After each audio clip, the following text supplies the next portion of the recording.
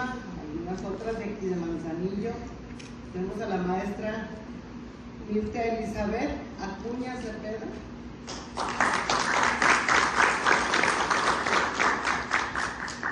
Noé Guerra Pimentel.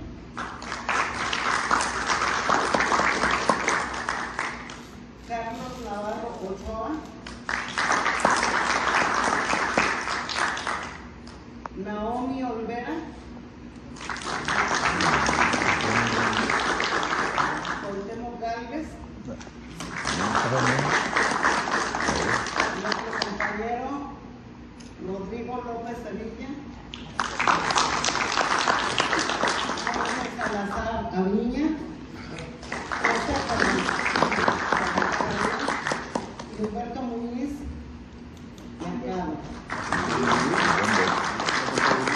Son personas que todo el mundo conocemos por su labor, porque son cronistas, porque son escritores, y pues todos vienen a enriquecer con su presencia y su sapiencia esta ya de por sí rica conferencia a cargo del maestro Abelardo. Los que no lo conocen podrán decir quién es el maestro Abelardo.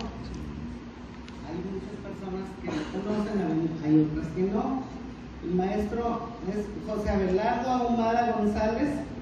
Él nació en Villa de Álvarez, Colima. Es profesor rural jubilado, periodista durante más de 30 años, miembro de la Asociación de Cronistas de Pueblos y Ciudades del Estado de Colima y de la Asociación Nacional de Ciudades y Comunidades Mexicanas, entre otras agrupaciones culturales. Ha publicado más de una docena de libros de novela e historia, entre los que, relacionados con Manzanillo, están las novelas históricas El choque de los pichilingos, el choque del ataque de los pichilingos, del ataque de los pichilingos, Al puerto de Salagua y El camino de Miraflores. Son novelas donde pues tiene implícita la historia de Manzanillo de mil formas, muy recomendable todas. Ahora nos va a hacer el favor de hablar de algo que es un tema que solo ustedes, que son doctos en estas situaciones de cronistas y historiadores, conocen perfectamente bien. Estamos celebrando el 460 aniversario, ¿sí?, de la ruta, del trazo de la ruta de lo que le llaman o le llamamos tornaviaje. ¿Qué es el tornaviaje? Bueno, el maestro, que es experto en esto, nos va a platicar enriquecidamente con todo lo que ha leído y ha vivido, ha conocido esta situación del tornaviaje. Pues resulta que no encontraban la forma de hacer recíproca la travesía entre Nueva España, México, y Asia. Entonces se iban de México a Asia, pero para regresar pues era muy complicado. ¿Por qué? El maestro sabiamente nos va a decir en qué estribaban las complicaciones que tenían, pero de todas maneras tardaron 4 meses en hacer la ruta de regreso, con todo lo que ello implicaba. Implicó muchísimo trabajo de conocimientos, de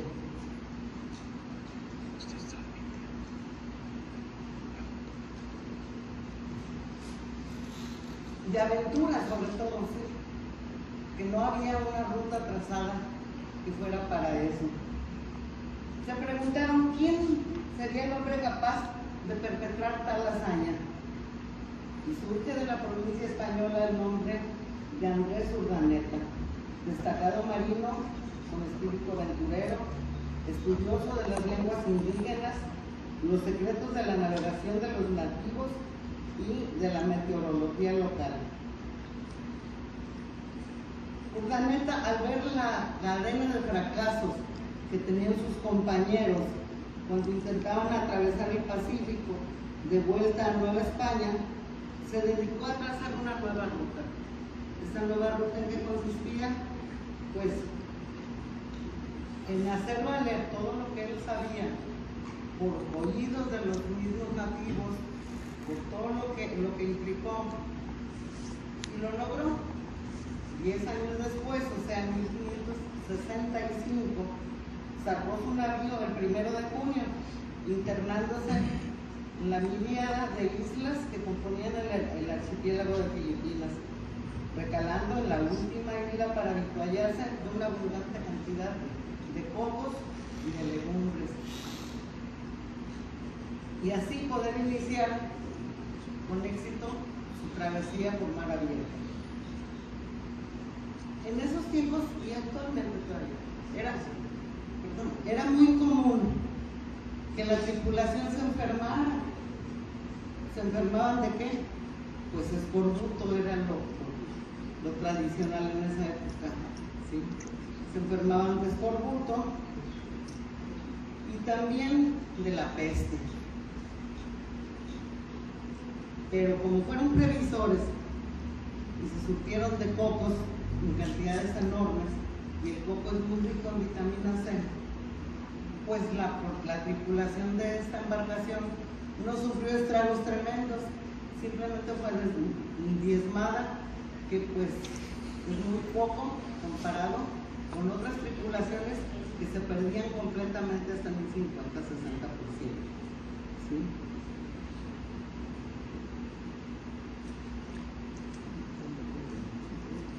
Cuando avistaron Santa Rosa,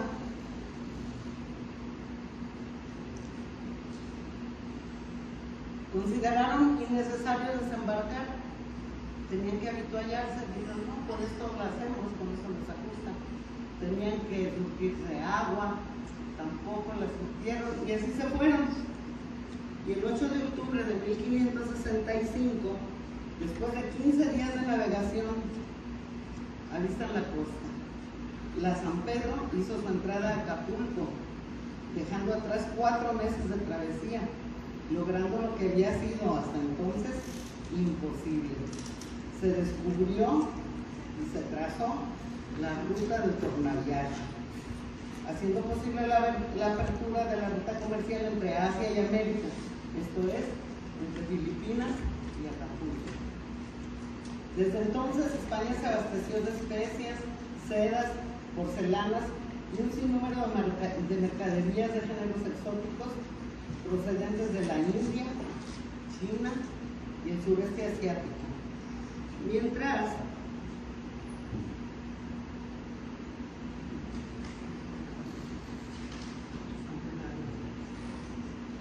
Mientras exportaba a Asia telas, municiones y metales preciosos. Los pasajeros y las mercaderías de ultramar embarcaban una vez al año en Manila. Todo esto pues es una historia que si cerramos los ojos y nos ponemos a pensar en ella, vamos a decir que emocionante. Estamos aquí. Para ellos fue una cuestión determinante, una cuestión de vida. ¿Qué sucedió con eso? Pues todos lo sabemos. Lo importante de eso es que llegó a México, a Acapulco, pero Colima también tiene su momento de gloria. En Colima la nave pasó por Colima, pasó por Barra de Navidad, es Puerto Navidad, y pasó por Santiago. Me imagino que muchos de los de aquel entonces pudieron haber visto algo, ¿no? Y ese es el mérito que se tuvo, aparte de lo que el maestro nos va a contar, que sucedió en la península de Santiago y en Navidad. Les agradezco mucho esta breve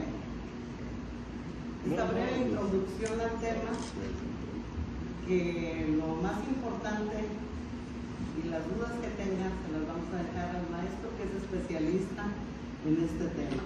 ¿Sí? Muchas gracias.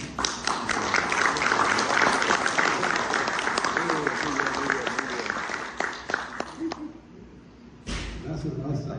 Rodrigo, los invito a que vayan allá para que no se retuerza el cuello al estar viendo, ¿no?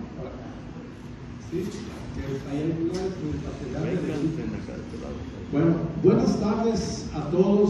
Muy agradecido con Rodrigo y con su grupo por la anfitrionía, con el Instituto Cultural de Manzanillo y sobre todo tengo que agradecer a los que hicieron el esfuerzo de venir desde Colima, sin olvidar a los paisanos de Manzanillo, pero quiero hacer una dedicatoria como en las faenas de todos.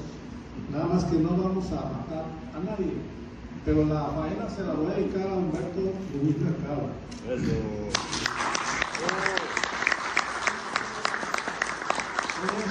Un compañero desde más o menos hace 25 años, 26 años, que me tocó estar aquí colaborando en la dirección de Educación, Cultura y Deporte con la contadora Marta Leticia Sosa Roberto.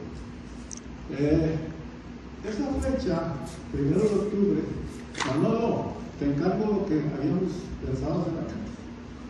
Esa fecha del 1 de octubre, que es hoy, es enteramente histórica. Ya la maestra licenciada nos dijo que llegaron a Acapulco el día 8, pero pasaron por aquí, como bien dijo, el día 1.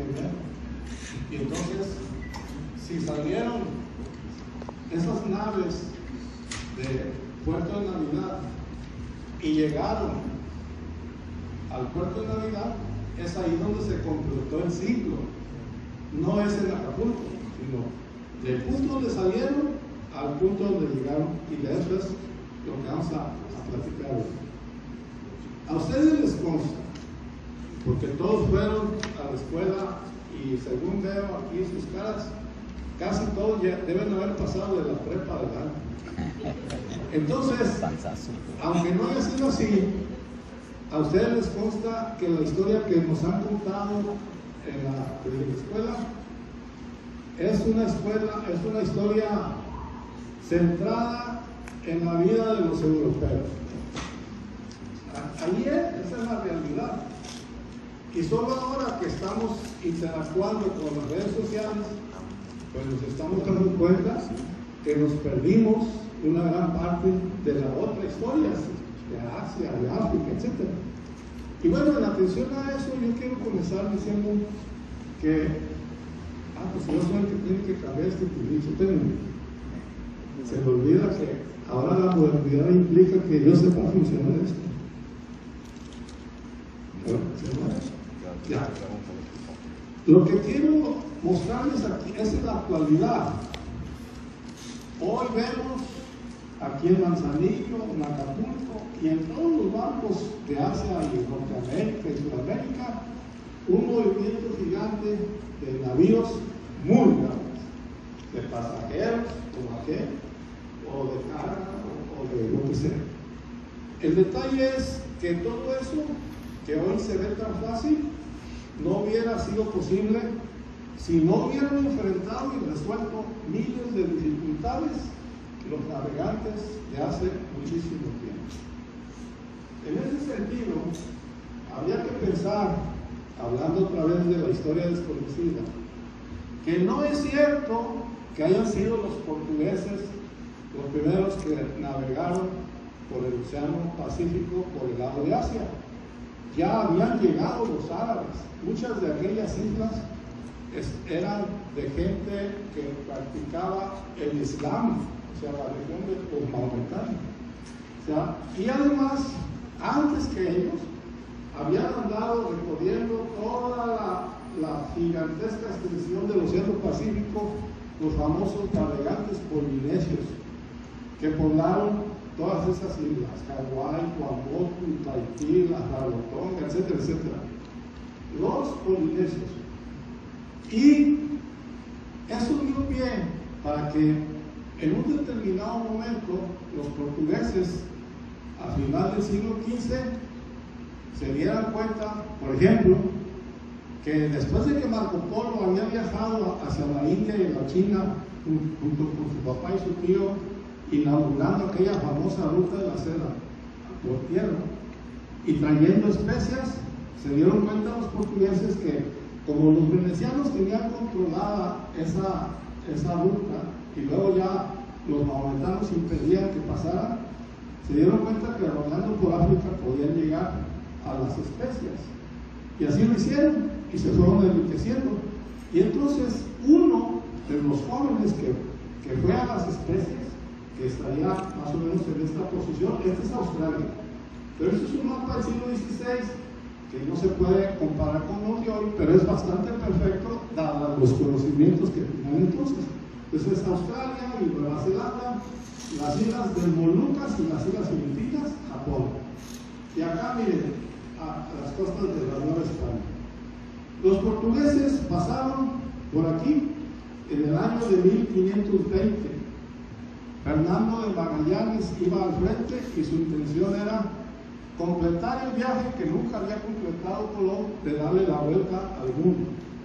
Ellos duraron 27 días para pasar un laberinto de islas dificilísimas, con corrientes encontradas del Pacífico con el Atlántico, y luego duraron 3 meses sin encontrar una sola roca en donde pudieran posar sus ojos, hasta que finalmente encontraron una isla que le llamaron la isla de los ladrones.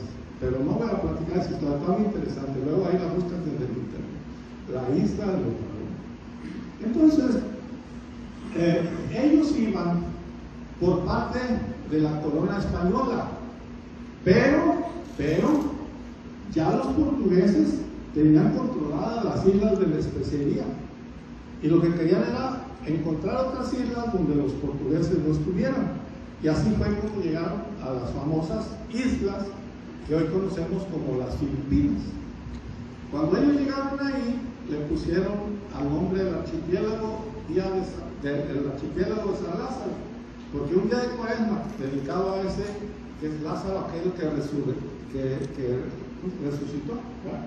El día de la resurrección de Lázaro, llegaron a estas islas y por eso le pusieron el archipiélago de San Lázaro.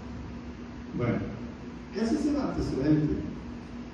Arribándonos ya al tema de las costas nuestras, parece nada, pero las gentes que participaron en eso, por increíble que parezca, fueron Hernán Cortés, Pedro de Alvarado, el virrey Antonio Mendoza y el virrey Luis de Velasco. Cabe aclarar que todo eso empezó, lo de Magallanes, en 1519. Y en 1519, con una semana de diferencia, también salió de Veracruz hacia México Hernán Cortés. O sea, Hernán y Fernando eran los nombres que indistintamente. Fernando de Magallanes salió el 10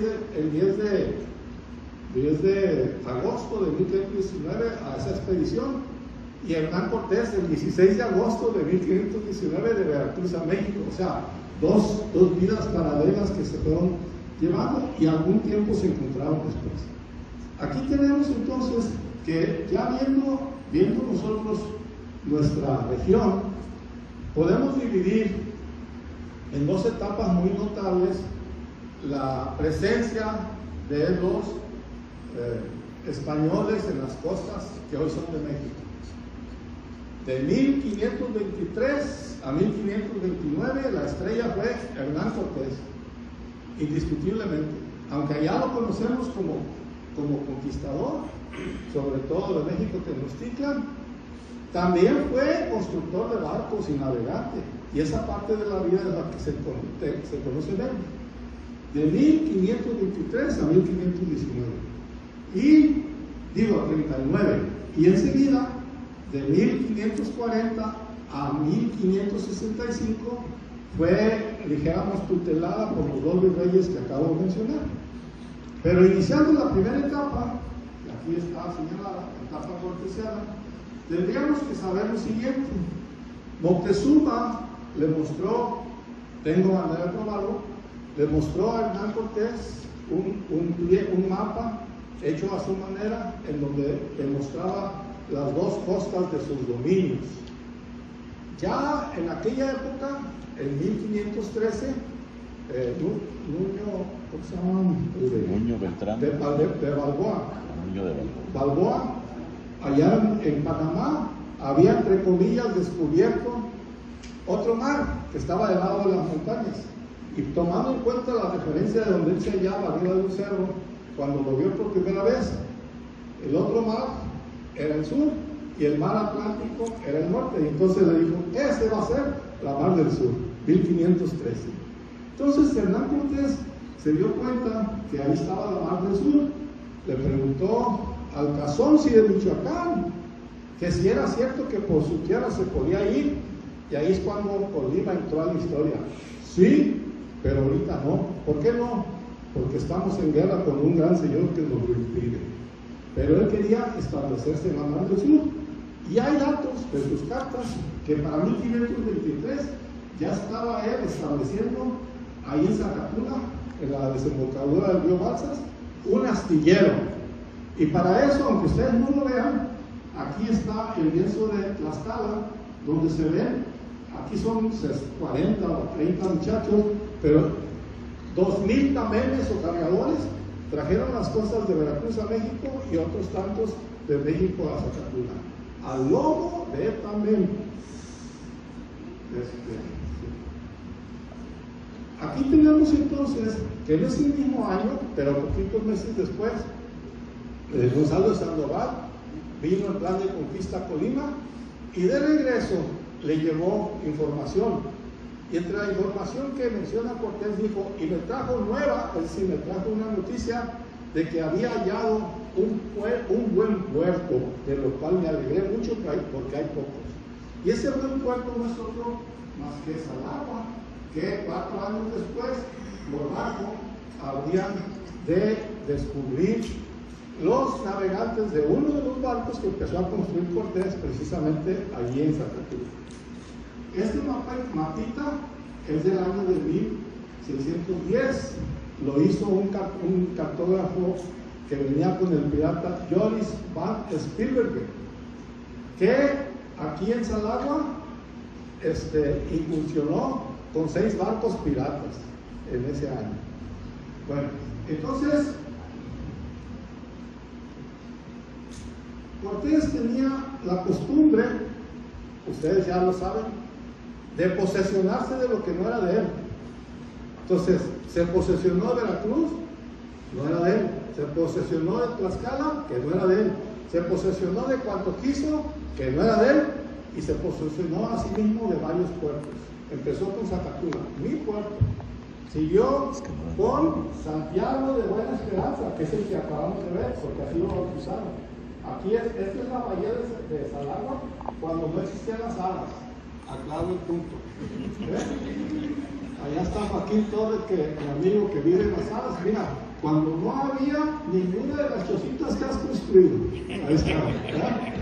Entonces, ese lugar, a mí me tocó, y no sé quién, igual de viejo que yo está aquí, pero a mí me tocó verlo así. En 1964 se estaba todavía. Y no hay aquí nadie que me desmienta porque yo lo vi. O sea, todavía no llegaba Patiño, ¿ya? Al tenor Patiño. Bueno, entonces se posesionó también de Tehuantepec. Y cosa curiosa, lo que les dije hace rato, ahí fue donde circunstancialmente se encontraron las vidas de Fernando de Magallanes y de Fernando Cortés.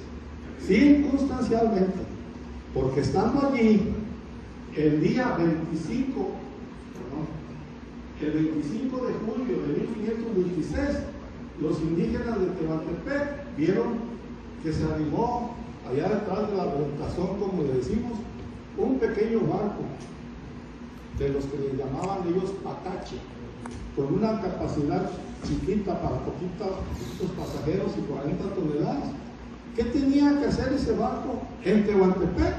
Nunca había zarpado ni había pasado por aquí un barco de vela. El asombro fue grande, fueron a despertar a un español que vivía allí, que estaba bien tendido en una hamaca, y lo despertaron y miran lo que hay allá. Y entonces resulta que ese patache se llamaba Santiago, y ese patache se había despegado de la flota, de la segunda flota que intentó dar la vuelta al mundo, dirigida por un tal Jofre de Loaiza, de cuyo tripulante o almirante era nada menos que Juan Sebastián Elcano, el que habiendo acompañado a Magallanes dio la primera vuelta al mundo. Entonces él iba ahora de jefe, y tuvieron una tormenta en medio del Océano Pacífico. Cuando se disipó la tormenta, el patache descubrió que estaba solo, que no se veía a la distancia ninguna otra vela. Esperaron la noche, se orientaron con las estrellas, calcularon 2.500 millas para las Molucas y 1.000 millas para la Nueva España de Hernán Cortés. Ya no traían casi bastimentos, pues se vinieron para acá, y por eso llegaron ahí. Cuando llegaron ahí, traían la información que Hernán Cortés no conocía. Es decir, Hernán Cortés había salido de España en 1519, y estos habían salido de España en 1519. No, perdón.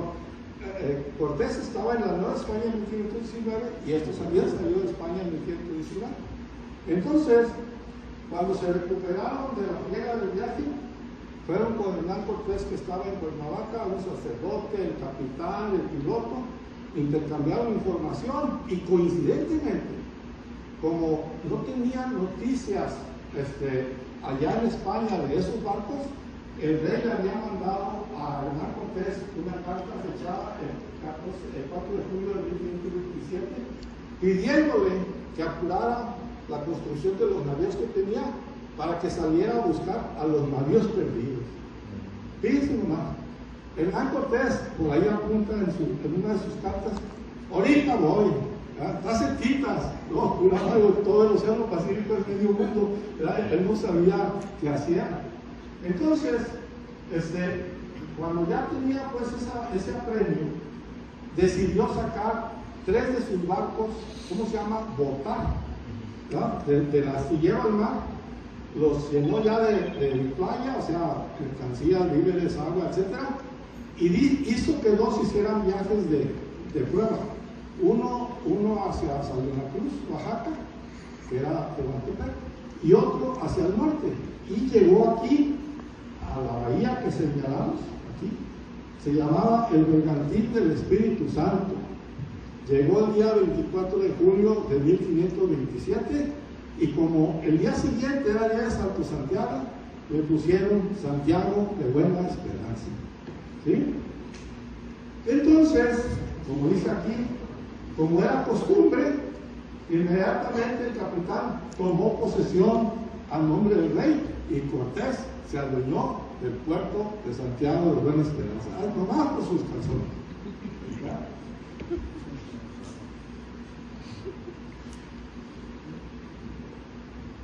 ¿Qué no se mueve? Se acabó la fila de tren. Oh, le apagué.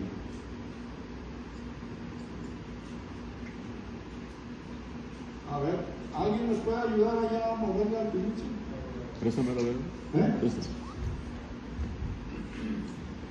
Bueno, nomás darle la que sigue. A partir de ese momento, entonces,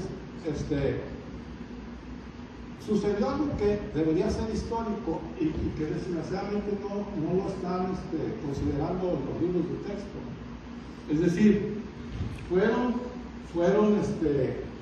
uno de los 3 de los barcos de Hernán Cortés, zarparon en busca de los barcos perdidos, entre ellos el Bergantín que había llegado a Colima, pero a los poquitos días, menos de 15 días, en diciembre, les pegó un ciclón en alta mar, los dispersó, y solamente quedó la nave Florida intacta.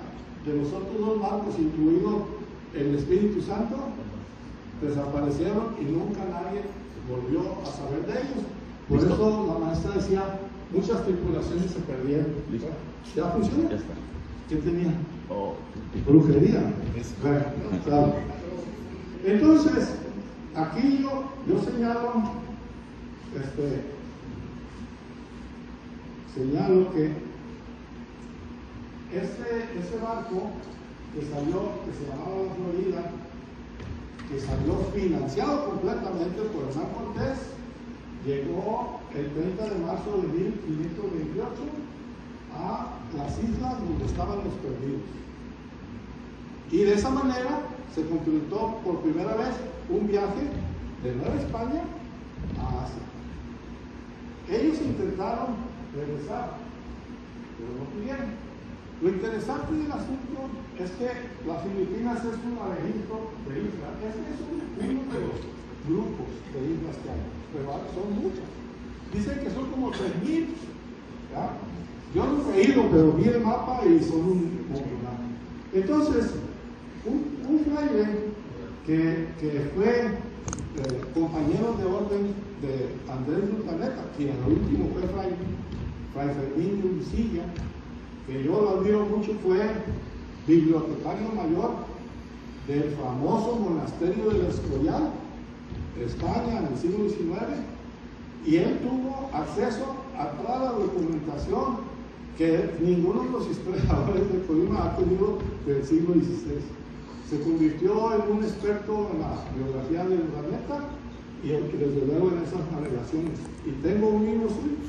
Entonces, uno de biografía de Urdaneta y otro de la conquista de las Filipinas.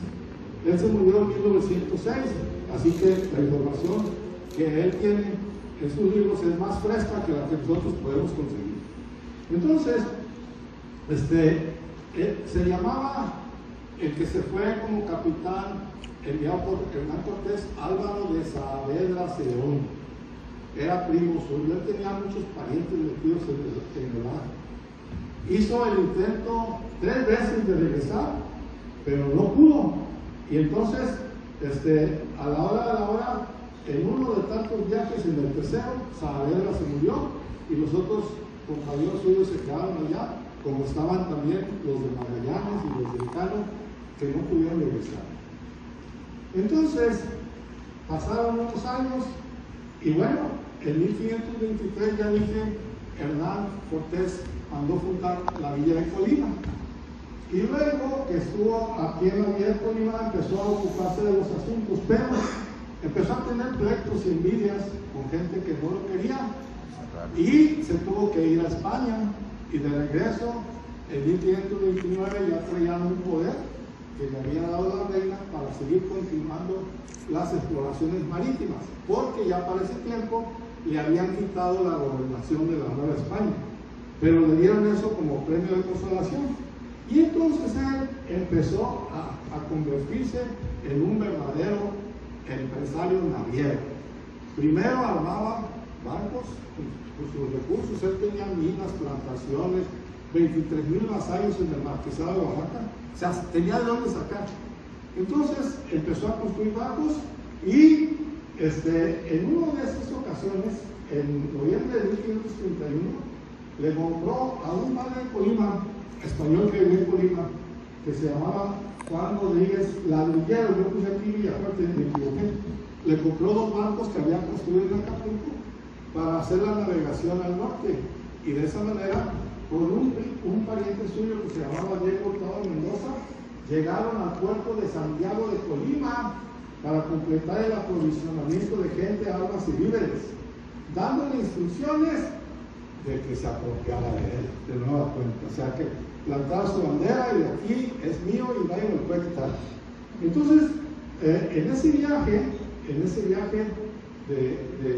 estoy hablando, de 1531, ya en el año 32, llegaron por primera vez al puerto de Aguatán, que viene siendo hoy Navidad, barra de Navidad. Por eso les puse aquí la barra de Navidad, ¿verdad? Entonces, es la primera vez que llegaron los españoles y se posesionaron de él también. No se alcanza a leer, pero todo eso que estoy diciendo ahí dice. Ese barco, o esos barcos que mandó, les dio instrucciones de que siguieran luego por la costa y atravesaran, se metieran un poco al mar y descubrieron las Islas Marías. Siguieron adelante y descubrieron el día de la Santa Cruz una bahía muy bonita donde hoy es La Paz.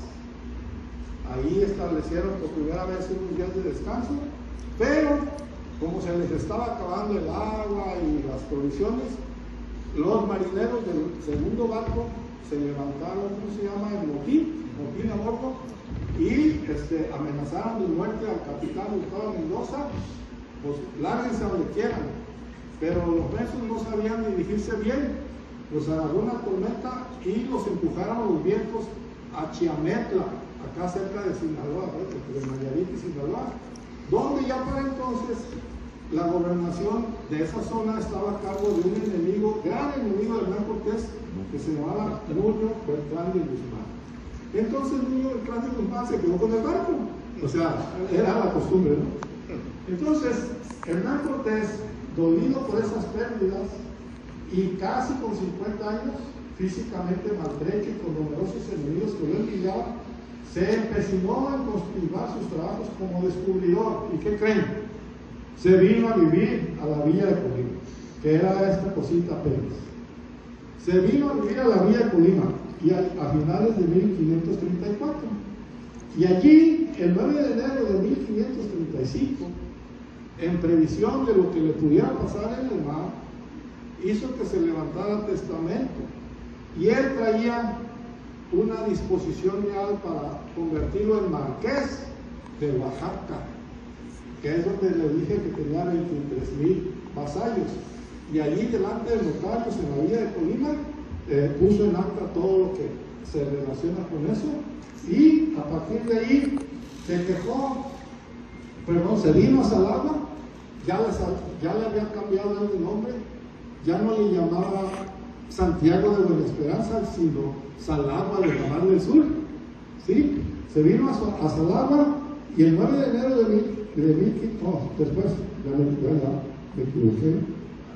se vino a Salagua. El 8 de febrero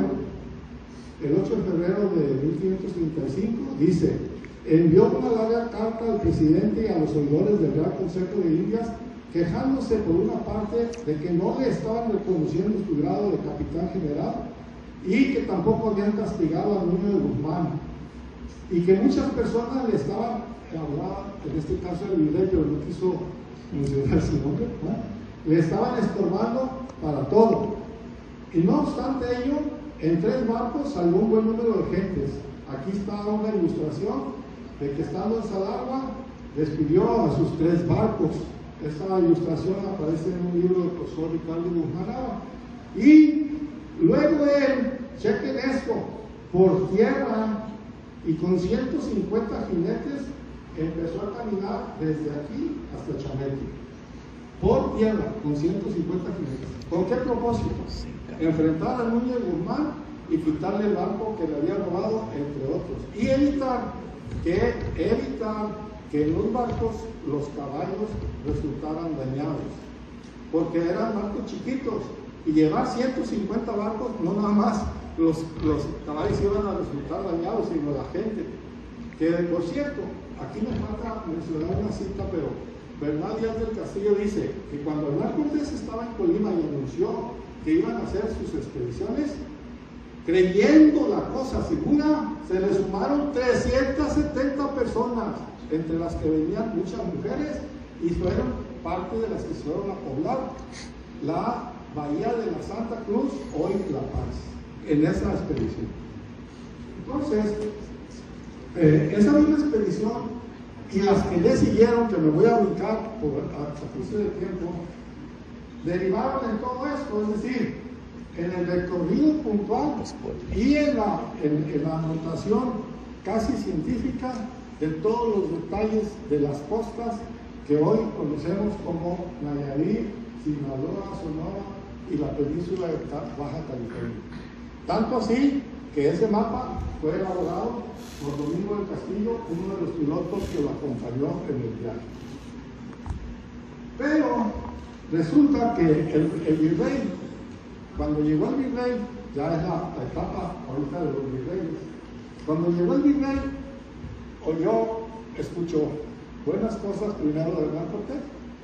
Cortés viajó de Colima allá para poner sus órdenes y se movieron las amistades, inicialmente la pura cortesía, pero después los malquerientes de Hernán Cortés empezaron a echarle lumbre y entonces el virrey terminó por quitarle el permiso o la concesión de seguir explorando en el año de 1539, precisamente en el puerto de Santiago. Entonces él se tuvo que regresar a Acapulco y todo encorajinado fue a Cuernavaca, se reportó con su esposa, que ya era la segunda esposa, una esposa española, y les dijo: voy a España porque voy a pelearme, porque no es justo lo que me están haciendo. Pero ya casi no volvió allá, se fue a pelear hasta el norte ya. Todo estaba medio loco Bueno, entonces, mientras Hernán Cortés estaba realizando el último viaje por las costas de la península de California, y del que después le llamaron Mar de Cortés, precisamente por él, Pedro de Alvarado se fue a Sevilla, consiguió que la reina, él era el gobernador de Guatemala, pero como que estaba inquieto por estar quieto, es decir, no le gustaba estar en un solo lugar, quería seguir explorando y tener la gloria de Hernán Cortés, y entonces consiguió permiso de la reina para venirse a explorar. Y aprovechando que Hernán Cortés no estaba y que el virrey Mendoza se había enterado de que Alvarado estaba preparando barcos, le mandó una cartita, dice Bernal, una cartita en su ausencia, diciéndole que con buenas ofertas y prometimientos, Pedro de Alvarado diese orden para que la Armada hiciese compañía con él. Entendiendo nosotros lo que hacen los gringos, ¿cómo le llaman a sus empresas y asociados? Compañías, o sea, hacer una compañía con él, en ese sentido, una compañía naviera, vamos a decir. Alvarado tenía en esa época, según el mismo Bernal Díaz del Castillo, 12 navíos de buen porte, bien abastecidos y bien artillados, listos, según él pensaba, para ir a la China, al Maluco y a las islas de la especería. Y aquí están las Filipinas y las islas de la especería, un poquito más agrandadas. Que tenía esa idea todavía Alvarado. Entonces, Alvarado, que había gastado un dineral y que ya le debía a medio Guatemala, a los prestamistas de allá, aceptó las sugerencias de Mendoza, y como él y un pariente suyo eran los encomenderos de Tilipetío, Michoacán, le contestó al virrey en una carta y le dijo: virrey, estoy de acuerdo con usted, pero para platicar las cosas más bien, vamos viendo el Tilipetío. Este es el convento de Tilipetío, donde estaban los padres agustinos. Subrayo ese dato porque Urdaneta venía con Pedro de Alvarado y tuvo oportunidad de platicar con los frailes agustinos del convento de Tilipetío, que ya estaban evangelizando esa región. Eso es un detalle muy importante, lo vamos a ver enseguida. Entonces, aquí hay una carta, sigue la carta de Bernal, donde dice que ambos no conocían los puertos de ningún puerto, porque ellos no andaban aquí. Pero, sabiendo que Hernán Cortés era dueño de Tehuantepec, de Zacatula, de Santiago, dijeron: no hay que meternos ahí, de Acapulco también. Entonces, la última información que tenían es que estaba deshabitado el pueblo de Cihuatlán, dijéramos, ¿cómo se llama? Se me olvida. El de Cihuatlán. Y entonces, Aguatán. Se decidió, dice, en el mismo pueblo se concluyó que fuesen entre ambos a ver la armada. Y se vinieron en caballo a Colima, a donde llegaron por primera vez el 17 de diciembre de 1540. Ya estaba en Colima, agrega Bernal Díaz del Castillo, y luego don Pedro fue al puerto de Navidad, donde en aquella sazón estaban todos sus navíos y soldados esperándolo. para que por su mano fuesen despachados. O sea, estuvieron los dos allá, en la villa de Colima, en esa fecha de diciembre. Pero no se quedaron ahí más que poquito rato, porque el virrey decidió venirse también detrás de Alvarado y llegó a lo que hoy es Barrio Navidad el día 24 o 25 de diciembre. Y como era muy católico, aprovechando que era la fiesta del nacimiento de Jesús, decidió cambiarle el nombre indígena de Aguatán por el nombre de Puerto de Navidad, que ellos nunca vieron como lo estamos viendo nosotros ahorita. Por eso sirven los drones, ¿verdad? Ahora, ellos jamás vieron eso. No sabemos, porque no hay datos, si el puerto estuvo allá o el puerto estuvo acá, es decir, en el Aque o allá, no hay datos. Para ellos todo eso era el puerto de Aguatán. Pero, pensando como marineros, se ponían donde estaban protegidos de los vientos ciclónicos. Entonces lo más probable es que hayan estado por aquí, que es donde hoy es ahí por donde sale la entrada a la laguna.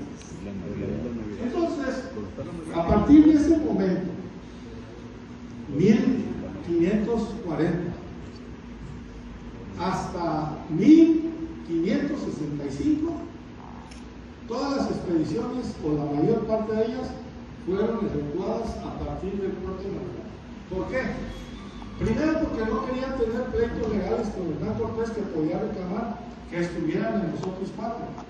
Y segundo, para no hacer el honor de irle a pedir permiso, o sea, el orgullo español por encima de todo. Entonces, el detalle es que junto con Alvarado iban sobre 550 soldados. Tenía él los barcos que dije bien abastecidos, y eran 550 soldados, más algunos marineros especializados, entre los que iban nada menos que Andrés de Urdaneta, contratado por él en Sevilla como cosmógrafo de la futura expedición. Pero cuando estaban aquí, en el Barrio de Navidad, o en el puerto de Navidad, les llegó una carta de Cristóbal Yuñati. ¿Han oído ese nombre? Claro. Alcalde de la tercera Guadalajara. Oiga, don Pedro, los indios de por acá, llamados castanos, nos están dando en toditita la torre, ayúdenos. Y se fueron por vía de purificación muchos de esos 500 soldados. Llegaron, Guadalajara, la que conocemos, todavía no existía, pero allá a Temajac, y de Temajac pasaron a las Barrancas, y allá en las Barrancas, Pedro de Alvarado, creyendo como los tres mosqueteros que 20 años después era lo mismo, ¿verdad? Se animó a subirse a un peñón, y cuando había pasado era tiempo de lluvias, un camarada que iba delante de él en su caballo, en el lodazal, ¿cómo se dice? Resbaló, el caballo cayó rodando y le quebró las costillas y le causó lesiones internas, muertos hoy. Dijo Alvarado, y lo vinieron a enterrar según datos en Villa de Purificación.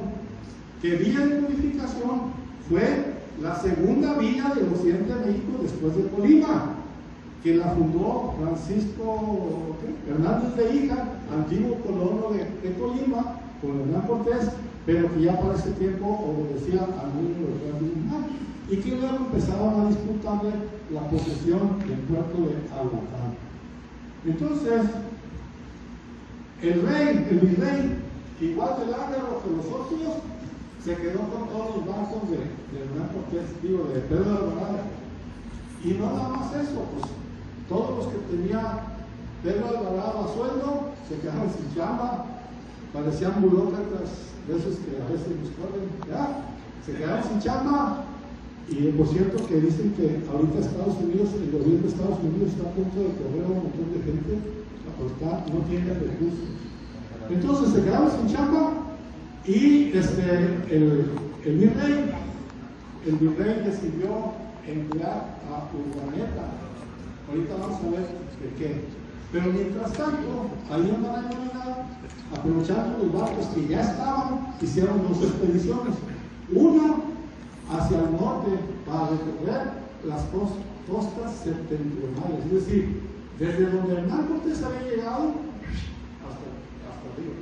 Llegaron a Oregon el día 1 de enero, no aguantando el frío, se vinieron de Flachi. No, pues allá estaba helado. Y ellos iban acá de un lugar calientito. Entonces se fueron y se vinieron y llegaron aquí de regreso en abril. Pero mientras esa primera expedición iba por las costas, que también tenía su mérito descubrir todos los detalles de esas costas, entonces Ruiz Villalobos, otro gran circulante, se encargó de hacer una expedición más a las Islas Filipinas y zarpó de Navidad el 31 de octubre de 1542, víspera del Día de Todos los Santos. ¿O qué? De los difuntos, perdón. No, de Todos los Santos. Fíjense, iban 370 hombres, de los que 4, ojo, también eran agustinos. Iban esperando misioneros. Este nombre lo voy a machacar varias veces. Eran agustinos. Esos señores, la mayoría de ellos afortunadamente llegaron a las islas, pero aunque hicieron 2 veces el intento de regresar para completar el tornaviaje, no pudieron. Sin embargo, en uno de los viajes que hizo, en el segundo viaje que hizo Ruiz de Villalobos, descubrió en ese tiempo para España la Nueva Guinea, que todavía está poblada por aborígenes parecidos a esto. Pero no pudiendo regresar, muriendo ahí ambulando y falleció de fiebre en Amboína, una islita chiquita que está por ahí. Su flota, pues cabe decir que no tuvo manera de regresar. Bueno, para ese tiempo, esto es un detalle muy local, después de 3 intentos, Guadalajara finalmente quedó fundada.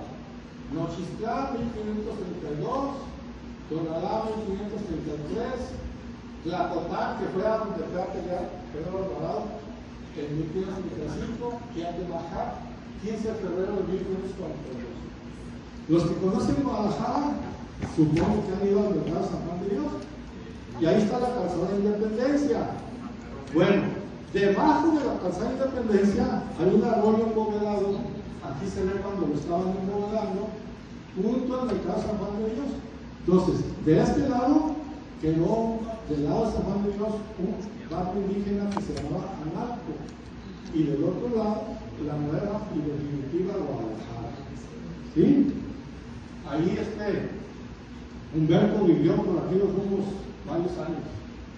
Entonces, como Urdaneta se quedó sin trabajo, también, sí. Como Urdaneta se quedó sin trabajo en la guerra del Mistón, el virrey vio el desempeño de Urdaneta, que Urdaneta había vivido 8 años allá en las islas y había sido soldado y marinero y hasta embajador. Tuvo un montón de novias y parece que hasta una hija que se le reconozca, y pues agarró una gran experiencia como navegante, pero ahí él se quedó en tierra sin chamba. Y entonces el virrey lo decidió nombrar corregidor de la mitad de los pueblos de Sayula, o sea, Amula, Zapotlán y otro por ahí cerquita, que es Zapalco, que se llama. Y aquí dice Zapotlán, Sayula, Jiquilpan, Ameca y Amula. Jiquilpan está pegadito a San José de Cabo, para los que no sepan. Y entonces, el 6 de febrero de 1543, viendo su desempeño, dijo, ¿sabes qué? Ayúdame más allá. ¿Cómo? Sí, cállate de visitar los valles de Autlán, Milpa, Escuchimilco, Villa Purificación, el puerto de Navidad y los indios de los poblados de los alrededores. Él era marinero, pero tuvo que hacerse hombre de caballo para poder hacer todo eso. Pero ganaba bien. Le pagaban 300 pesos al año. En aquel tiempo era un demonial de dinero. Y como no tenía ya vicios, ya se estaba alejando del vicio de la falsa sociedad, se fue haciendo un guardadito. Y ese guardadito le sirvió para lo siguiente. En 1545, allá en Villa Purificación y más arriba, en un municipio que hoy se llama Huachinango, cerca de Nayarit, descubrieron varias vetas de plata. Y entonces, el enfadado de andar de Sayula, de Navidad, de Autlán, a a donde los dije ya, se hartó de eso, decidió sentar cabeza, como dicen, y compró una mina, construyó una casa junto a la entrada, compró esclavos y se empezó a volver muy rico. Pero, era un hombre que había tenido oportunidad con Luis de Villalobos, cuando Luis de Villalobos estaba en la Navidad, de volver a platicar con los agustinos que iban para allá. Y como que esas pláticas, que ya eran varias, le empezaron a cambiar a él su cabeza y a pensar que tenía una vocación diferente. Entonces, en algún día de 1552, largó o vendió todo lo que tenía en Huachinango, agarró su bestia y se fue a México, con el propósito de meterse de fraile al convento de San Agustín. Nada más y nada menos. 1552. Si sacan cuentas, alguien que sabe matemático, él nació en 1508. Para el 52, ¿cuántos años tenía? 44, ¿verdad? ¿Sí? Sí. Entonces, de 44 años se metió al convento. Este cuadro no es de 44 años, ese es de cuando regresó del tornaviaje, o sea, ya estaba más chochitos. Pero bueno, rindió sus votos de obediencia, pobreza y castidad el 20 de marzo de 1533. Y estuvo ahí siempre estudiando cuestiones de astronomía y de náutica. Siempre. Y él estuvo haciendo muchos apuntes sobre las observaciones que había hecho durante los 8 años que estuvo en las islas y durante los 14 años que estuvo en nuestra región. Debo decir que me da mucho gusto que el padre Uncilla que mencioné, su biógrafo de España, tácitamente, explícitamente dice: nada sé de los 14 años que él estuvo allá, pero nosotros ya sabemos allá, ¿verdad? Bueno, entonces, allá hubo cambio de virrey, llegó don Luis de Velasco, y don Luis de Velasco traía la comezón de hacer el completamiento del tornaviaje. Y entonces estuvo platicando mucho con Esteban, se hicieron amigos en la Ciudad de México. Y él tenía a un sobrino que se llamaba Juan Pablo de Carrión, que ahorita se lo voy a presentar, que también había sido navegante, ya era muy experto. Y se juntaban con otros en la Ciudad de México a platicar de esos temas y acabaron convencidos de que este era el mejor cosmógrafo que había en aquella época, y se lo recomendó al rey de España, Felipe II, para que se animaran a financiar otra expedición con ese mismo propósito. Entonces, el rey estuvo de acuerdo, y tan de acuerdo estuvo que, por increíble que parezca, el día 24 de septiembre de 1559 le envió una carta personal a Fray Andrés, con ánimo de convencerle de que se saliera del convento, porque él ya no quería participar. Tenía muchos golpes, heridas viejas, etc. Se veía muy cansado físicamente. Y entonces le dice en la carta, entre varias cosas, se lo voy a leer. Dice: y porque según la mucha noticia que dizque tenéis de las cosas de aquella tierra, y por entender como entendéis bien la navegación de ella, y ser buen cosmógrafo, sería de gran efecto que vos fueredes en los dichos navíos, los que iban a salir de la Navidad.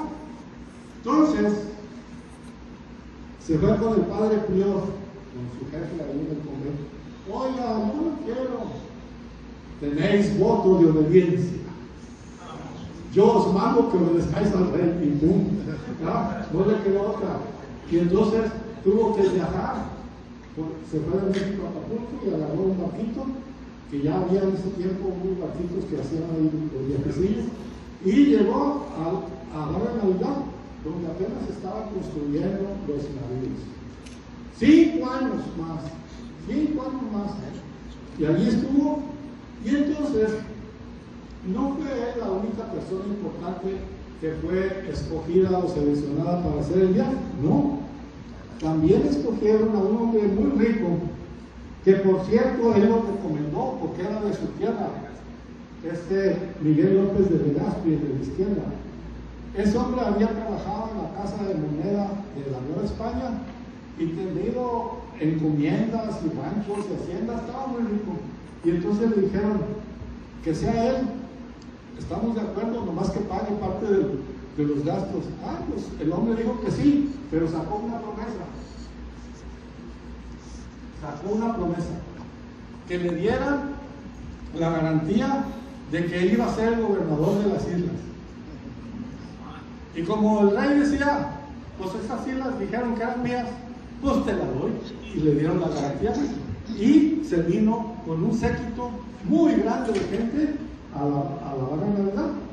Pero junto con él, o más bien desde antes que él, estaba este muchacho que le mostré ahorita, Juan Pablo de Carrión. Él era un jovencito que estaba en Tehuantepec cuando llegó aquel patache y le tocó irse con Álvaro de Saavedra Cerón en aquella primera expedición. No pudieron volver por el Pacífico, pero el jovencito se fue por las costas de África y regresó, y de ahí se volvió a venir. Y entonces en 1542, ya con mucha experiencia, Ruy de Villalobos lo comisionó para que fuera piloto de una de sus naves y volvió a ir en 1542, pero 20 años después ya estaba de retache en México, inquietísima esa gente. Y entonces, como era sobrino del virrey, lo nombraron para que se hiciera cargo de la construcción de los barcos. Y él, que ya creía saber más que Urdaneta, urdió cosas para que Urdaneta no tomara todas las decisiones, pero finalmente el mero ganó fue Urdaneta. Entonces, ya estando aquí, todo listo, debo señalar un detalle. El profesor Felipe Sevilla del Río, en paz descanse, que fue uno de los historiadores más estudiosos de Colima en la mitad del siglo XX, él estudió este tema antes que nosotros y dijo ya de documentos que estaban escritos en el español antiguo, que toda esa necesidad de construir los navíos y de abastecerlos hizo que se trajeran cosas inclusive de España, porque aquí no había fábrica de clavos, por ejemplo, clavos de herramientas, y todo eso lo traían, como dije hace rato, al lomo de Tameme y a veces en recuas. Y entonces hicieron una propaganda, dijimos convocatoria, para que toda la gente que se quisiera sumar a la expedición viajara a Navidad, se apuntara y se dispusiera a salir de viaje. Pero como había habido muchas otras expediciones fallidas, dijeron, ni mal, yo no voy. Y entonces los organizadores, dice aquí, desconcertados en el astillero, se vieron en la necesidad de hablarle a los calpisques, es decir, a los alguaciles indios, para que a fuerzas les mandaran gente de mano de obra, ¿sí? Para que le hicieran de carpinteros y de todo lo que les pedían, pero les cargaban siempre el peco, porque los mandaban a cortar la madera de los cerros, y dentro de esa misma madera estuvieron trabajando los de Salagua. Aquí en el mar de Navidad no había en ese tiempo árboles de ese tamaño para construir los mástiles, y entonces fletaron unos barcos de aquellos que había para que fueran a Salagua, es decir, aquí, para que vinieran a cortar ese tipo de árboles y otros más, para hacer diferentes piezas, y se las llevaban de regreso desde la bella bahía de Salagua hasta Aguatán o Navidad. Entonces llegó el séquito de López de Legazpi, 200 soldados, pues iban a la conquista, pues, o sea, no iban de paseo, 150 marinos y 5 agustinos, aquí están, 5 agustinos, que iban jefaturados como padre prior por el propio Urdaneta. Entonces siempre los agustinos, ellos fueron los evangelizadores de Filipinas. Entonces llega la tropa de Legazpi y empiezan a subirse a los barcos desde octubre de 1564. Aquí están tus aposentos, etcétera, etcétera, se fueron cargando. Y como no había más de Navidad hoteles, pues dormían arriba de los barcos. Ahora podemos ir a los hoteles, pero antes no había ni uno. Entonces, cuenta el propio Esteban Rodríguez, que era el piloto de la nao San Pedro, donde iba a ir Urdaneta.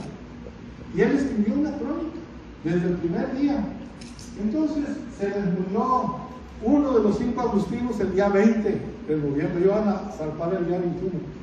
Y el padre Urdaneta tuvo que oficiar una misa de requiem, que para mucha gente de la que iba le dio miedo, porque la muerte de uno de los frailes les pareció que era una muy mala señal, ¿verdad?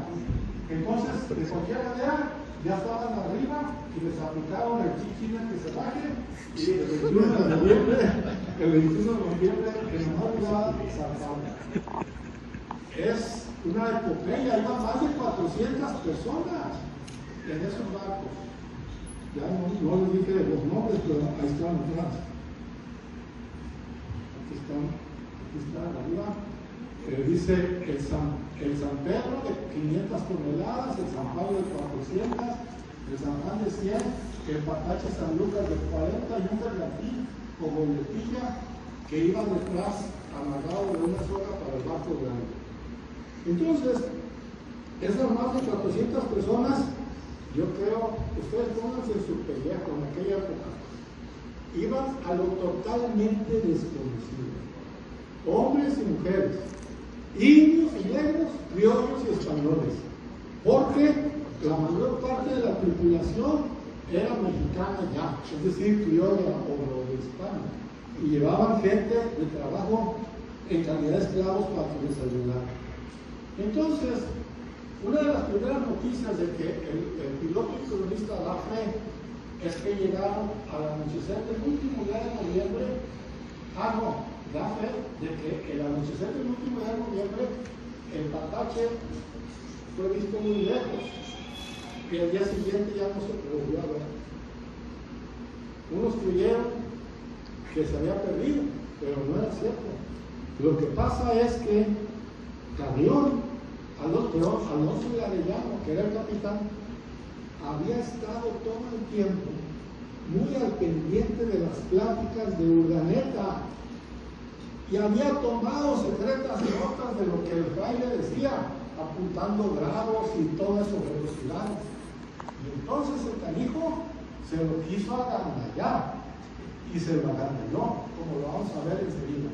Pero por eso, como su barco era más ligero, era un barquito de 40 toneladas contra el grandote de 500, era más ligero y se fue avanzando y avanzando.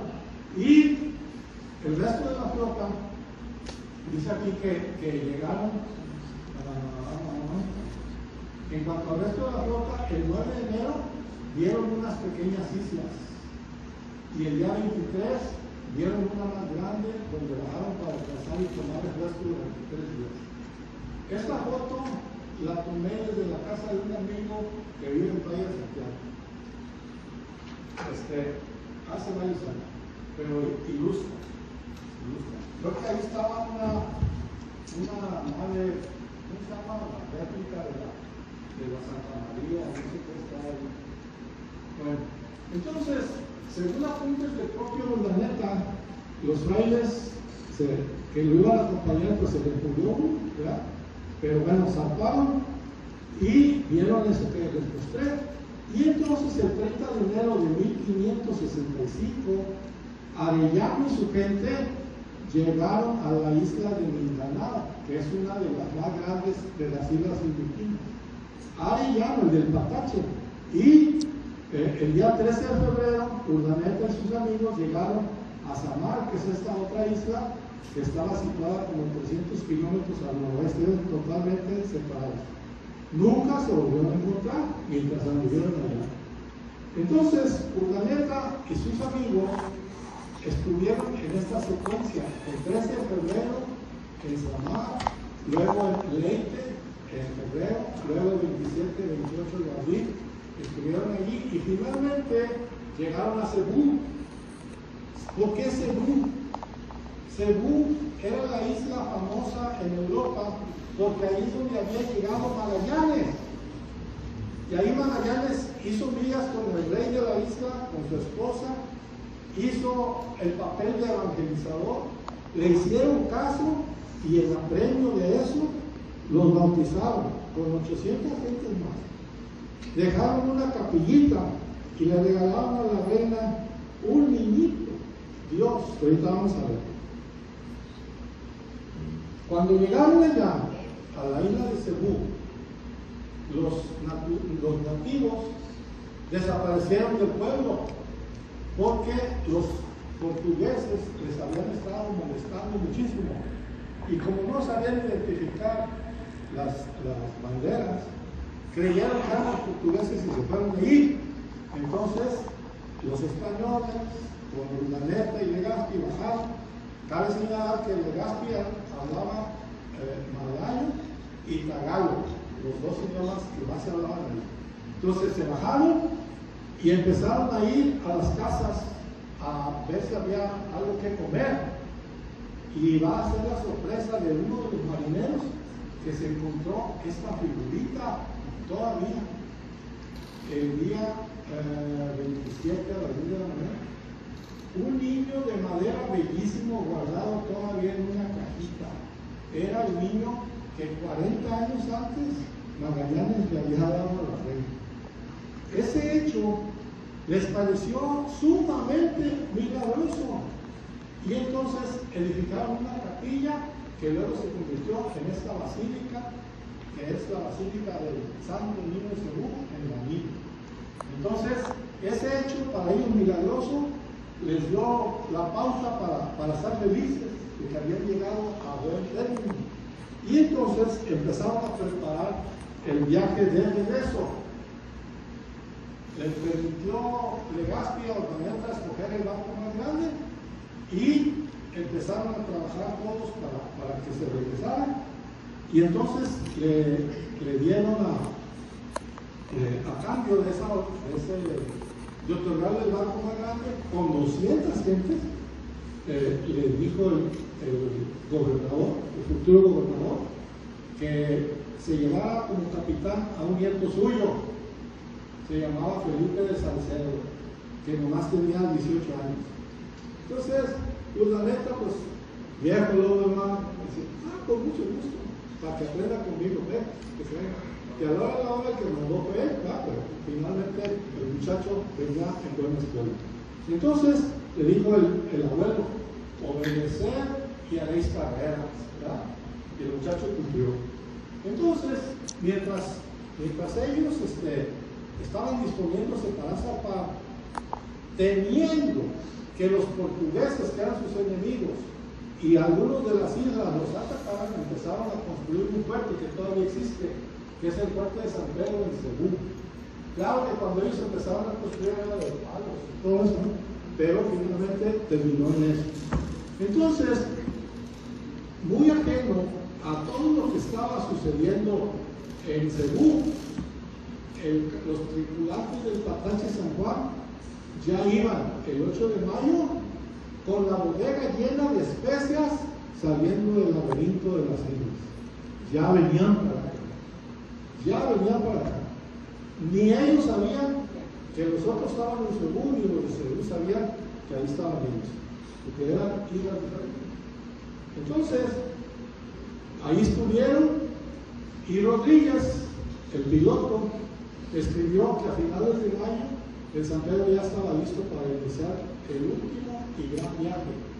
Pero, como era un barco grande y tenían encallado los bajos del laberinto de las islas, Urdaneta le pidió al rey de ahí de la isla que les permitiera un guía. Y entonces salieron de allí el día 1 de junio de 1565, ¿verdad? el rey Zacatuna les proporcionó un guía, y ahí como pudieron, fueron saliendo. Cuando salieron, se dirigieron completamente al norte. Pero voy a hacer un paréntesis. En los 8 años que Urdaneta estuvo allá, se puso listo. Y les dije hace rato, fue embajador de los reyes de las islas para beneficiar en el comercio y en la política de la región de las islas, y aprendió no solamente el malayo y el tarao, sino que logró entrevistarse con marineros chinos y con marineros japoneses y les compró cartas de navegar. Aunque no entendía él los signos, los mapas ahí estaban. Y con intérpretes malayos le preguntó a unos japoneses si ellos no sabían si había muy al norte una corriente que diera vuelta, a diferencia de la corriente ecuatorial.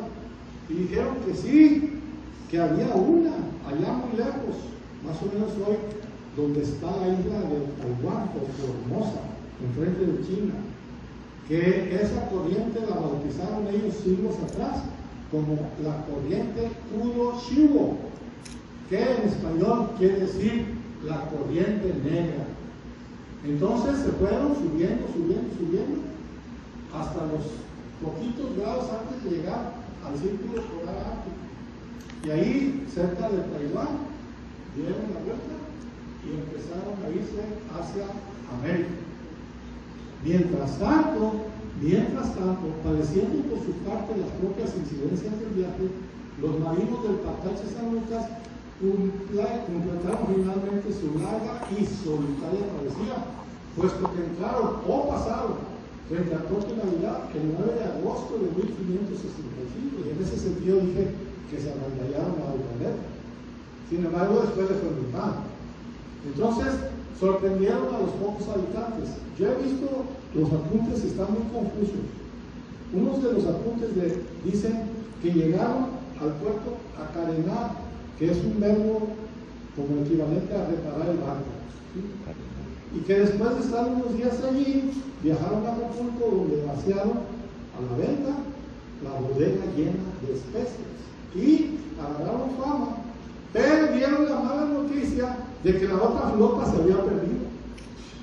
O sea, después nos agarraron en la mentira. Entonces, si la flota se había perdido y eran los únicos que habían llegado, ellos tenían el mérito de haber completado la circunnavegación. Pero bien que ocultó Arellano que él llevaba todas las notas que había tomado de las pláticas de Urdaneta, o sea, se cuidó de hacerlo. Entonces, ellos pues hicieron su propia hazaña, que no hay que negárselas, porque un barquito de 40 toneladas a veces su viaje no es cualquier cosa, ¿verdad? Entonces, en el caso de Urdaneta, la maestra decía hace rato que tuvieron peste. Pues sí, pero ¿saben qué? Los españoles no solían bañarse. Las gentes de aquí, de los indígenas, se quejaban del mal olor que tenían. Y también allá siguieron lo mismo, aunque allá era calientito. Es más, las Filipinas y aquí Manzanillo tienen casi la misma temperatura, la misma latitud, los mismos ciclones, se parecen mucho, la misma vegetación. Entonces, en la medida que iban subiendo al norte, el agua se fue poniendo evidentemente más fría. Y mientras más fría, menos se bañaban. Entonces, como al principio habían subido, cuando iban de aquí para allá, animales vivos, vacas, cerdos, gallinas, etc., el barco estaba infestado de pulgas, chinches, piojos. Y los marineros se infestaron también. No se cambiaban, no se bañaban. Entonces varios se murieron de esas enfermedades, de esas acosos de las chinches y todo eso que se acaban haciendo. Entonces, siguiendo con el detalle de Rodríguez, el 18 de diciembre empezaron a ver al amanecer los perfiles de una isla. Y allá lejos, detrás de la isla, vieron los perfiles de una sierra que no estaba registrada en ninguno de los mapas que ellos conocían. Y la mayoría de los cartógrafos dicen que era la isla Catalina, que queda casi enfrente de Los Ángeles. Esa isla que vieron ellos el día 18 de septiembre de 1565. Ahí me ha tocado a mí ver pues, los jefecitos, pero creo que varios de aquí ya han ido por allá. Entonces, sigue diciendo el piloto que iba muy enfermo, pues sigue diciendo otros detalles de la costa, que llegaron a tomar aguada. ¿Qué significa tomar aguada? Pues llenar los barriles con agua. No piensen en otra cosa, ¿verdad? Porque a veces sale aguada, pero no piensen en otra. Entonces, el detalle es que venía muy enfermo. No dice de qué, pero una semana después, el 18 de septiembre, entregó su alma al Señor. Y para eso ya iban pasando cerca de donde hoy son Los Cabos. Y ahí hicieron una ceremonia y arrojaron el cuerpo del piloto Rodríguez cerca de Los Cabos. Un compañero suyo, porque eran 3 pilotos, para cubrir los 3 turnos, de apellido Espinosa, continuó con la crónica. Y, ojo, ahí está la historicidad de este día. Y dice, domingo 30. ¿30 de qué? De septiembre. Cuando amaneció vimos la costa arriba dicha y no conocí la tierra por no haber estado en ella. Pero por la figura de mi carta, es decir, por el mapa que traía, hallé que estaba entre el puerto de la Navidad y el Cabo Corrientes. Y aquí nos calmó el viento y conocí que iban las olas al noroeste. Al día siguiente, lunes 1 de octubre, amanecimos sobre el puerto de la Navidad. Y a esta hora entré en mi carta y vi que habían dado 1,892 legras desde el puerto de Cebú. Y me fui con el capitán, el muchachillo de los 18 años, y le dije que a dónde me mandaba que llevase el navío, porque estábamos sobre el puerto de Navidad. Pero era obvio que Urdaneta ya le había dicho a dónde fuera. Y me dijo, me mandó que lo llevase a Acapulco y obedecí su mandato. Entonces, como dijo ella, si al amanecer estaban pasando por Barra de Maryland, es probable que en la tarde pasaran por la ruta costera de aquí enfrente. Y el día 8 llegaron a Acapulco, completando la ruta de ida y vuelta que tanto habían buscado y que propició la navegación marítima durante 250 años a todos los barcos veleros que viajaron entre Asia y América. Muchas gracias por escuchar.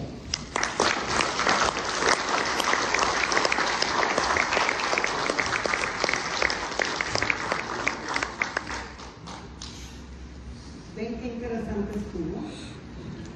Yo no podía decirles más porque tenía que ser el que decía. Bueno, muchísimas gracias que estuvieron aquí. Vamos a sortear. Creo que hay preguntas. preguntas. ¿Alguien quiere hacer algún comentario al respecto de lo que yo? ¿Quedó alguna duda o algo? A ver si. Una pregunta, la vuelta fue, salieron de Navidad y regresaron a Navidad, pero al decidir llegar a Acapulco, ¿es por la cercanía que tenían a la Ciudad de México? Ya. O sea, era así como el puerto más importante del Pacífico. Sí, desde que a Urdaneta lo designaron como el encargado de la navegación, él escribió una carta que yo tengo en donde le decía al rey y al virrey que era mejor cambiar el astillero a Acapulco por varias razones. La primera, por estar más cerca de la capital de la Nueva España.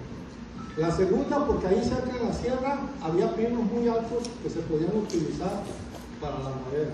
Y la tercera, porque había mucha gente de mano de obra allí. Pero, los dije, tú no estabas cuando les expliqué, en aquella época Hernán Cortés era dueño de Tehuantepec, Acapulco, Zacatula y Santiago. Y entonces habría broncas, por eso se estableció en Mar de Navidad. ¿Alguien más? ¿Comentario, duda, pregunta? ¿O ya nos vamos? Yo. Tú. El hecho del encuentro que tuvo Urdaneta con los japoneses, para mí, para encontrar el retorno fue crucial. Y parece que en realidad todo el crédito no es de Urdaneta, tal vez por andar haciendo las gestiones sí, pero esa corriente ya la conocían, como dijiste, los japoneses y otros navegantes, ¿verdad? Allí fue la política de Urdaneta y la astucia, pues, la intuición. Pero toma en cuenta que los japoneses nunca vinieron a América, o sea, por ese lado tendría él el mérito. Ellos descubrieron la corriente, pero lo máximo que llegaron, según las noticias, es a Hawái. Más acá no llegaron. Por otra parte, habría que considerar lo que dices tú, las relaciones políticas o públicas. Pues eso era un mérito de él, porque él inició esa pesquisa de información. Entonces, los japoneses nunca se preguntaban, pero él les preguntó a ellos y bueno, pudo atar cabos. Por otro lado, acuérdense, hay un detalle, a mí me pareció muy importante la carta que le mandó al rey desde Padre Navidad, donde hablaba de 3 posibilidades de viaje. ¿En qué sentido? Todo. Si salimos en tal fecha, hay que irnos a tantos grados. Si salimos en tal otra, a tantos grados y dar la vuelta, etc. ¿Por qué? Porque en diversas épocas del año hay ciclones o no hay ciclones. Y ellos necesitaban vientos para navegar. Entonces, él sabía por dónde podía y en qué fecha agarrar los vientos. Y eso mismo sabía de regreso para acá. Porque en una de las reuniones que tuvieron allá en la Ciudad de México, les preguntaron, oiga, ¿dice que es imposible venir? No, todo es posible. Todo es posible sabiendo cómo. ¿Verdad? Sabiendo cómo. Si a mí ustedes me dijeran que trajera una nave, hasta una carreta me llevo, exageró, ¿verdad? Pero porque él sabía de los ciclones y todo eso, y además del manejo de las corrientes, sin demeritar, y eso lo dije al principio, ¿quiénes fueron los primeros navegantes en el Océano Pacífico? Por los polinesios, ¿verdad? Entonces, la historia contada por europeos pues se centra más en este tipo de personas, pero hay que tomar en cuenta también a los otros. ¿Algún otro comentario? Entonces, en la ruta de la nao de China fue, la ruta de la nao de China pues, Esa fue. siguió durante 200 años. Esa fue. Pero fue después. Pero es la ruta. Sin embargo, venían galeones de Filipinas y galeones de Chile.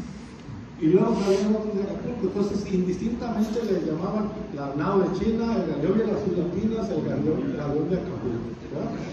A ver. La importancia de Acapulco era también porque era una zona estratégica para la ruta terrestre, ¿no? Es decir, tenías la proximidad con la capital, con el casco, con una serie de lugares que los proveía de mercancía para entonces también volver a hacer ese ferrocarril. Sí, al principio eso no sucedía, porque Acapulco era minúsculo. A partir de ese momento, Acapulco, por decisión de Urdaneta, cobró la importancia que señala, pero solo a partir de ese momento. ¿Alguien más? ¿Allá? Los viajes de la nao terminaron. Más fuerte, por favor, para que te oigan. Los viajes de la nao terminaron en 1864. No sé, mentiría si lo dijera. Lo que pasa, aquí habla de que más o menos en la época de la independencia, pero yo me aventuro a decir que terminaron cuando empezaron a funcionar los barcos de vapor, porque los barcos de vapor ya cruzaban independientemente de las corrientes, y los barcos veleros solo con las corrientes. Las fechas, pues el padre Ursúa de allá de Colima, en relación al Camino Real, por ejemplo, le preguntaron, ¿cuándo empezó el Camino Real? Bueno, oficialmente empezó en 1541, pero lo cierto es que los caminos se hacen andando, y la gente que vivía allí, pues fue la que empezó a hacer las veredas, eran veredas prehispánicas. Entonces, decir, en este caso, ¿cuándo se sucedió que se terminó la navegación velera? Pues en muy diferentes tiempos, conforme la navegación de vapor se fue extendiendo. Sí, me quiero referir a dos aspectos. Buenas tardes a todos y todos. El primero fue en 1814, en el contexto de la independencia de México, cuando Morelos toma el puerto de Acapulco, se altera toda la administración novohispana y es cuando se suspenden la recepción de la nao de China o la nave de Filipinas o de Manila. Y el otro aspecto, Abelardo, de pronto en la historia oficial, que me gustó cómo empezaste, nos enseñaron una cosa, y esa cosa ha sido de odiar nuestro origen.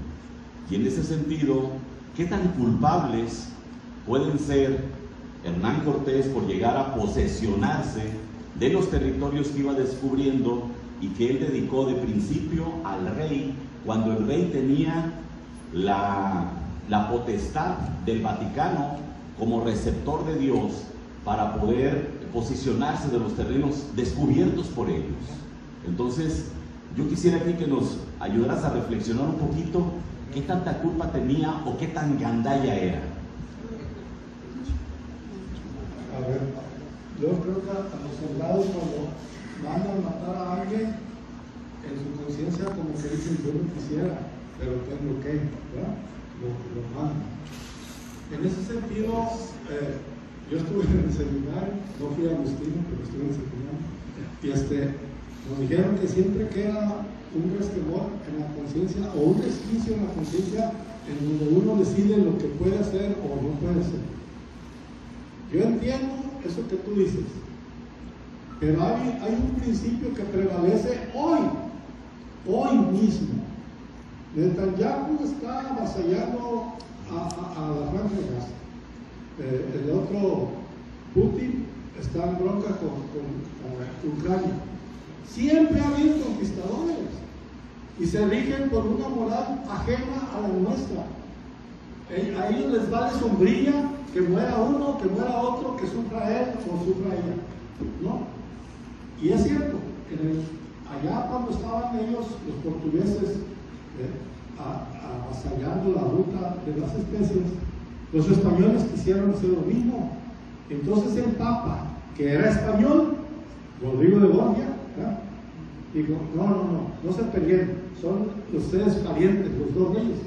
Hicieron un tratado que se llamó el Tratado de Tordesillas, y a partir de medio, ¿cómo se llama? Un meridiano que inventaron, a partir de las Islas Verdes, para acá es, todo lo que se descubra es de Portugal y todo lo que descubra para allá es de España. Firmo yo el Papa, como dijiste tú. Entonces, a partir de eso, recibieron una autorización indebida, pero la utilizaron a su favor. Y lo otro que es la conciencia es, por ejemplo, en una de sus cartas de Hernán Cortés, cuando iba llegando a Tlaxcala, nos levantamos en la madrugada y agarramos dormida a la gente y matamos a un montón porque Dios quiso. Pues yo digo que Dios no quiso, pero ellos decían que Dios quiso. O sea, era su creencia. ¿Y cómo combatir las creencias? Ahorita mismo, ¿verdad? Árabes contra judíos, etc. ¿Cómo combatir las creencias? Tienes razón. Cada quien usa en beneficio propio lo que cree. Entonces llegaron aquí a Colima. Cuando regresó Gonzalo Sandoval, dice al rey, me trajo una lista de uniformes de lo que allá había encontrado en Colima. Y gracias a eso yo repartí los pueblos indios entre la gente mía que se quedó allá. O sea, ¿con qué derecho? Pues ninguno. Pero eso dije hace rato, por mis calzones yo reparto lo que no es mío. Entonces, violaban todos los principios que nosotros consideramos morales pero era en su época. ¿Qué le vamos a hacer? Bueno, muchas gracias. Gracias.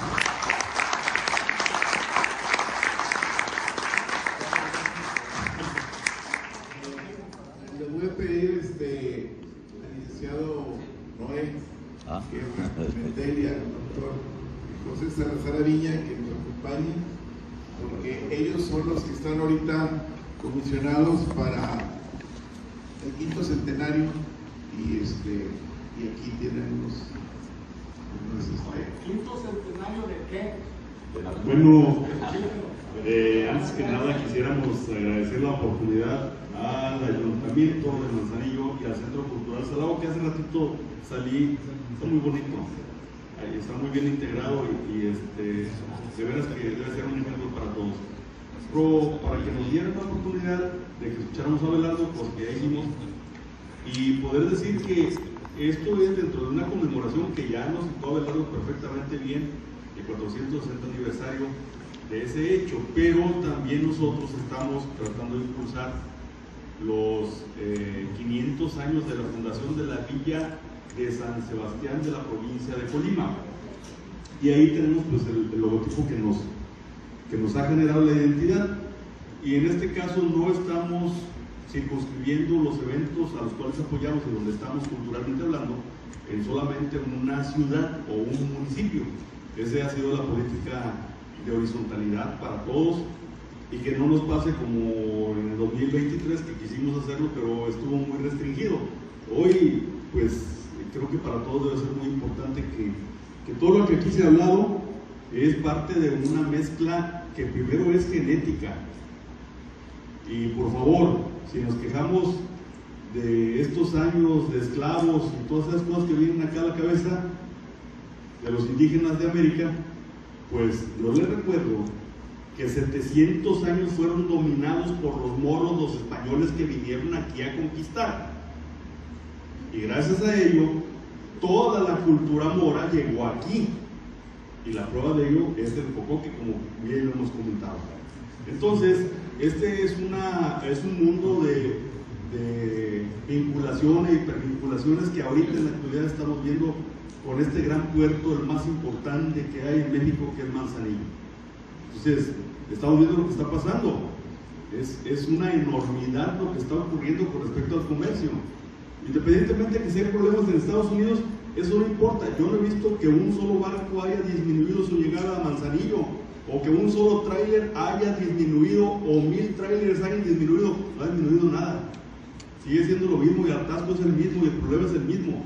Es decir, estamos en medio de un cambio en ese proceso de comercialización que ya ni siquiera es el que conocimos nosotros con una globalización. Ya no sé cómo se llama esto. Bajo esas condiciones, lo que importa es la identidad de nosotros los colimenses y tratamos de perder las distancias con los hermanos de Jalisco.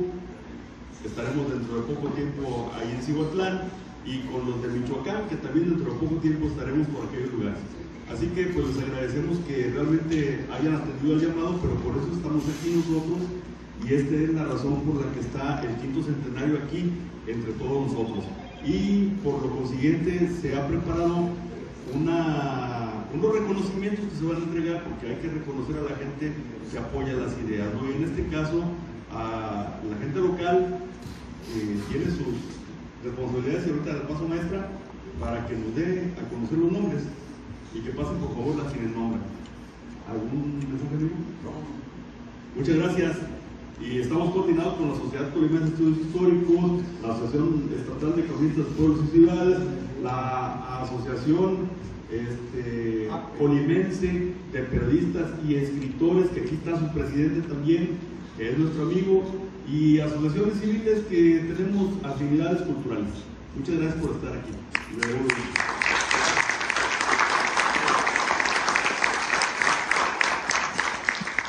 Reconocimiento para el maestro José Abelardo Ahumada.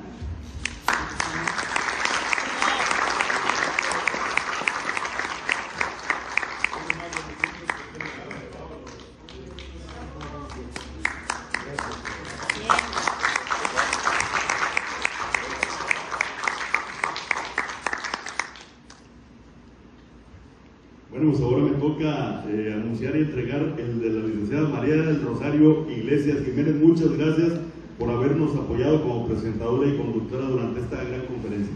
Gracias, maestra.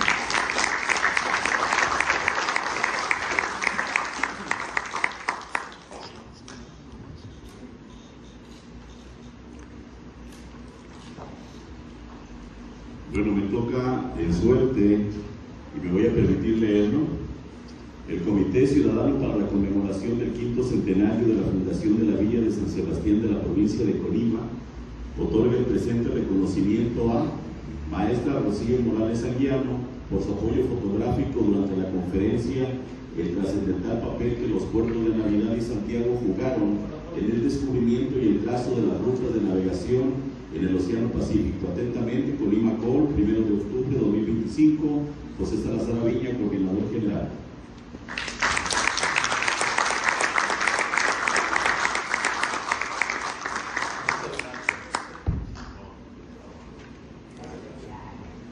Ahora también en condiciones por su apoyo videográfico durante esta conferencia a Rubén Urbina. Muchas gracias, Rubén.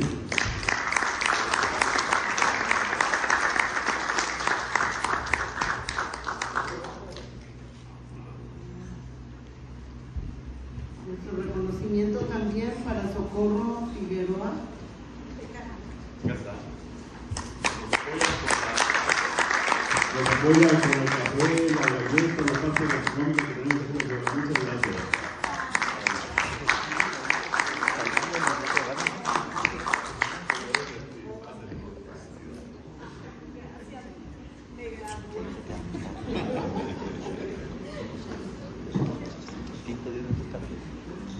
Y bueno, para quien es el responsable de esta unidad, el licenciado Carlos Martínez Rosales, director de Cultura del Ayuntamiento de Manzanillo, por facilitar el uso del auditorio en el cual estuvimos muy a gusto y aquí recibimos las atenciones adecuadas. Muchas gracias.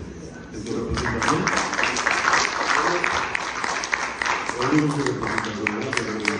Digo porque andan preparando un evento y entonces los dejaron solos. Y el reconocimiento también para el arquitecto Martín Rodrigo López Sevilla por su apoyo en la logística de la.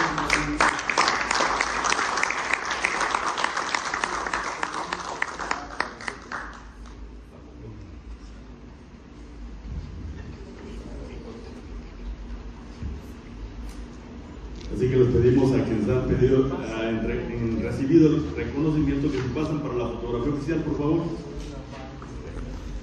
Vénganse tantito, por favor. Sí. Alguien va a tomar una fotografía. Muchas gracias.